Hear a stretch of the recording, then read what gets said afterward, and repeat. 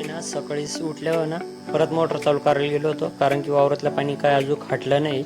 हे बा अजून भरपूर पाणी आहे चौकडून, त्यामुळं आज परत सकाळी उठलो, मोटर चालू करून आलो. हे बा कांदे किती खराब झाले, काहीच राहिले नाही. आता नाही, कालची आपण मका ओतली होती कागदावर, ती ना पांगवायची राहिली होती, ती आता ना आपण पांगून घेऊ.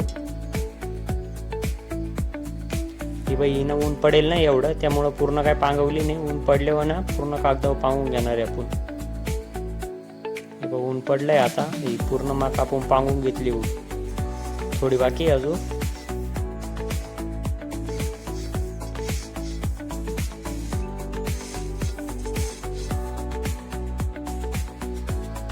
पूर्ण आता पांगून मी ओके केली आहे. कागद टाकलंय साईडनं आणि पांगून घेतली ती पूर्ण. हे वावर तयार करायचं होतं आज आपल्याला.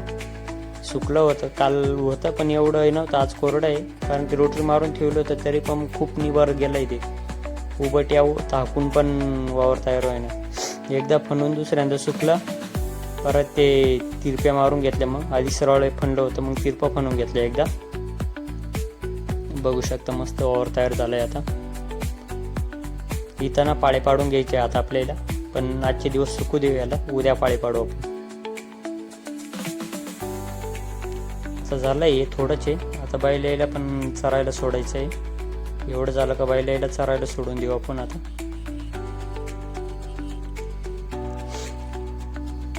आपल्याला आहे ना या मळ्यात पण पाळे पाडायचे आहे.